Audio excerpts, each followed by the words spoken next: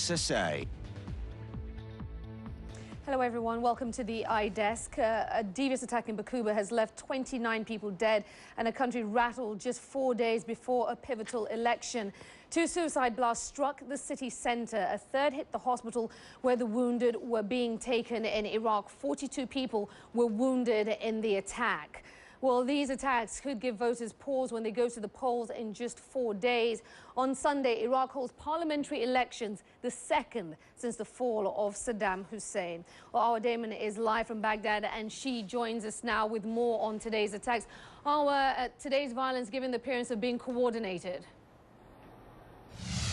Yes, Aisha, it most certainly does, and it just chillingly warned voters who might be heading out that perhaps the situation is not as safe as the government and the Iraqi security forces would like them to believe it to be. What we saw today was truly horrific. As you mentioned there, the first two suicide car bombs going off and then a third suicide bomber walking into a hospital and targeting the victims, those who were wounded, and the rescuers of those first two blasts. But this tragically does not come as much of a surprise as the entire nation had been bracing itself for pre-election violence. Baghdad, for example, really is gripped by fear and paranoia that there is going to be some sort of a devastating attack in the next few days. What we're seeing here is the insurgency continuously exploiting weaknesses in the security infrastructure. The hospital, for example, not as heavily secured as some of the other parts of the country, Aisha. With these elections just days away, are we getting any signs that there's going to be a major change to security measures on the ground for that vote itself? Well, Aisha, the security forces here have most certainly been trying to ready themselves for these elections. For example, there was a shipment of bomb-sniffing dogs that was brought in when the Iraqis realized that the metal detectors, the explosive detectors rather, that they had been using were in fact inefficient. The truth is that according to the U.S. military, there really isn't the technology out there that exists that can prevent suicide car bombs, suicide bombers from going off in an open air environment. And so it's really down to the capabilities of the security forces. We went on a training exercise with the U.S. military. They're trying to get the Iraqis ready for this.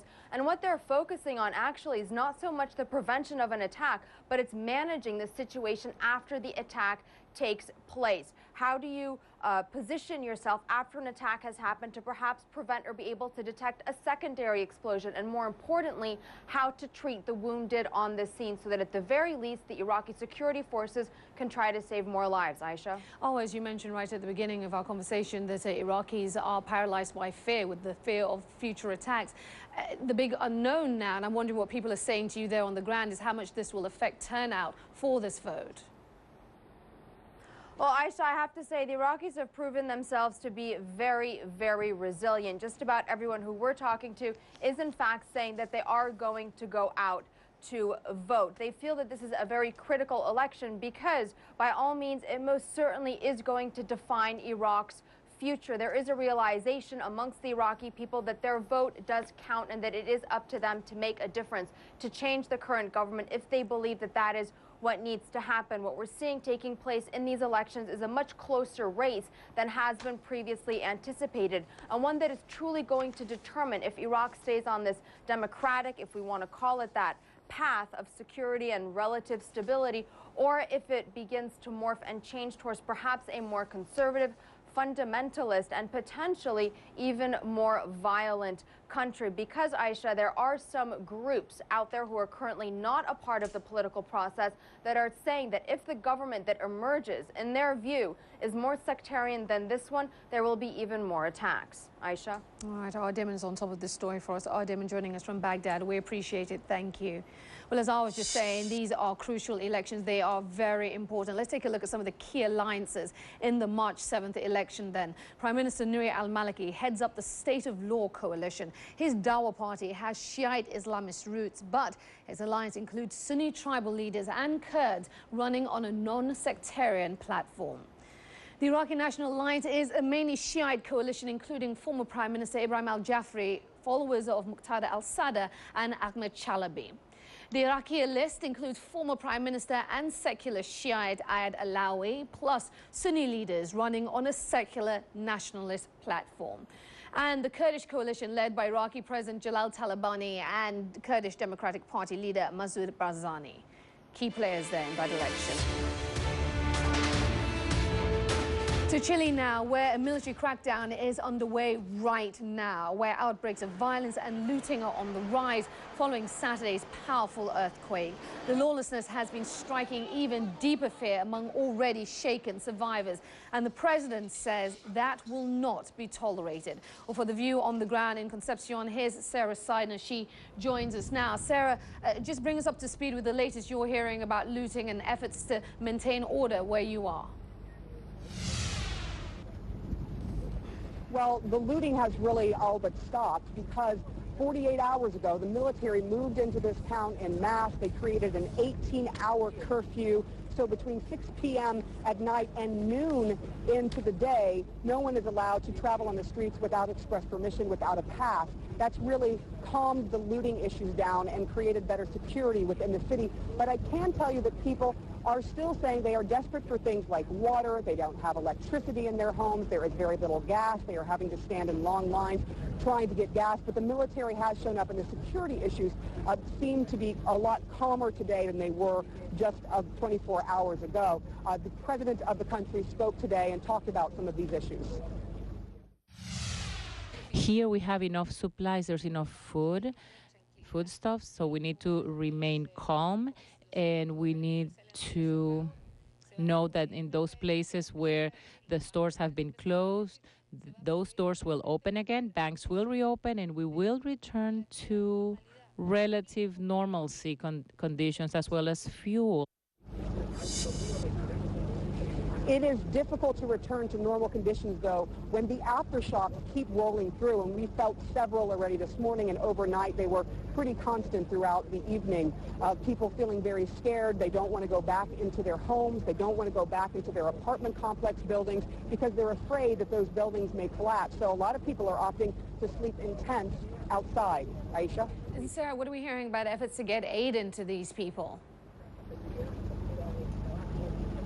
The military has brought in tons of aid. They brought in items like food and water to some of these areas. And the firefighters are also helping open up some of the water veins and trying to get people at least enough water so that they can drink. And residents are trying to take some of the matters into their own hands in the sense of security. They are banding together in neighborhoods and basically creating these neighborhood watches where they stand outside and they literally ask people their names and will not allow strangers into their neighborhoods. Aisha? All right, Sarah Seidner there in Concepcion there in Chile, and keeping on top of this story. Sarah, we appreciate it. We'll continue to check in with you. Thank you. And Sarah, this here at the IDES as Carl Penhall takes us to one town along the Chilean coast flattened by the powerful earthquake and tsunami. That's in about 20 minutes from now. Let's turn our attention to Uganda now, also reeling after a natural disaster. The army is joining the search for hundreds of people missing after massive mudslides engulfed several villages in eastern Uganda's Baduda district. Journalist Catherine Hayward is on the line for Mbale in Uganda, and she joins us now. Catherine, great to have you with us. Give us a sense of how these search efforts are going. It's actually rather depressing, I have to say. There were some survivors, around 40 yesterday, that were found alive.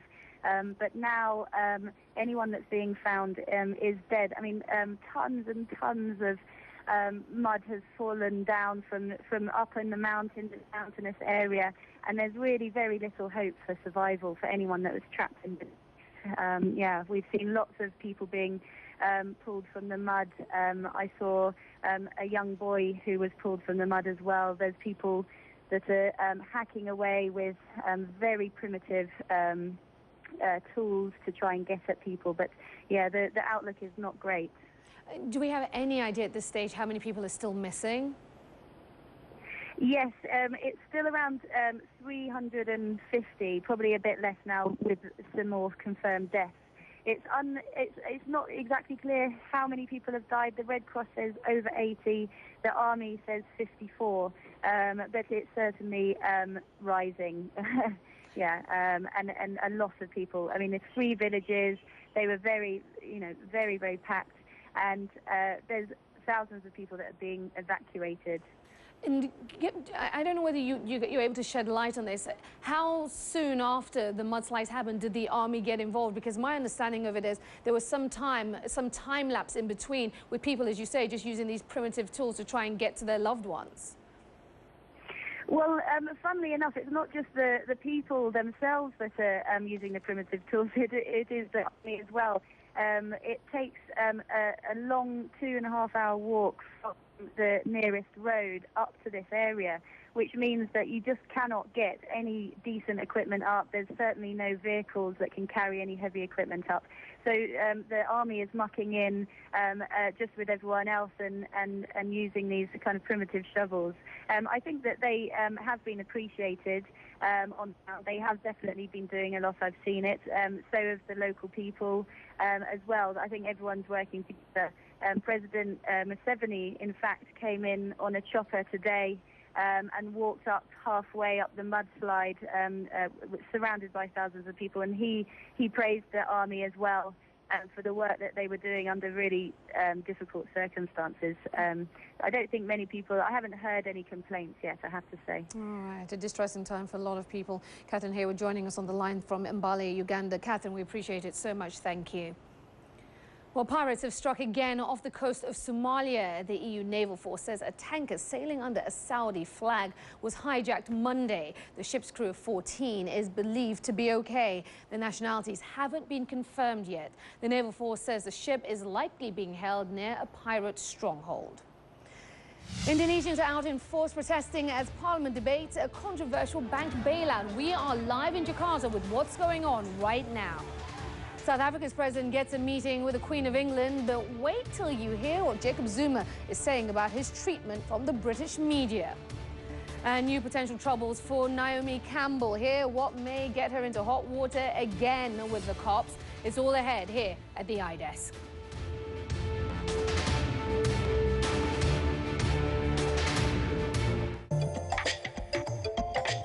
Inside Africa, in association with Zenith Bank.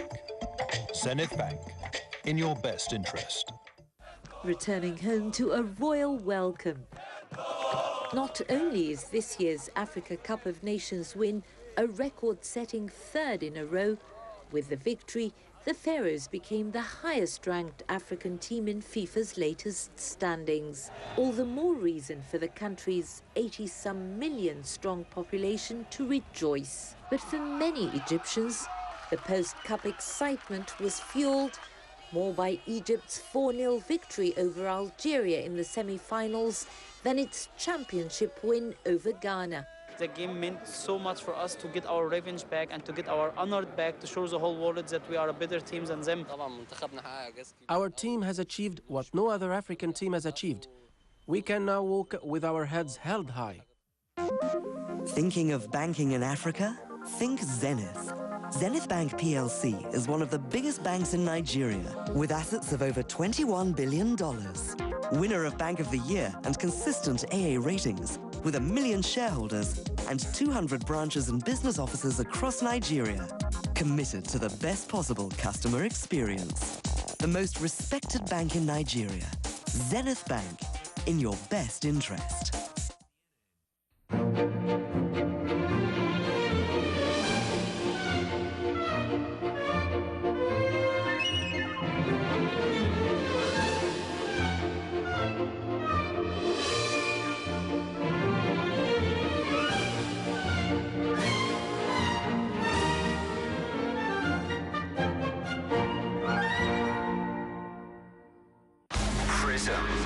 Tonight on CNN.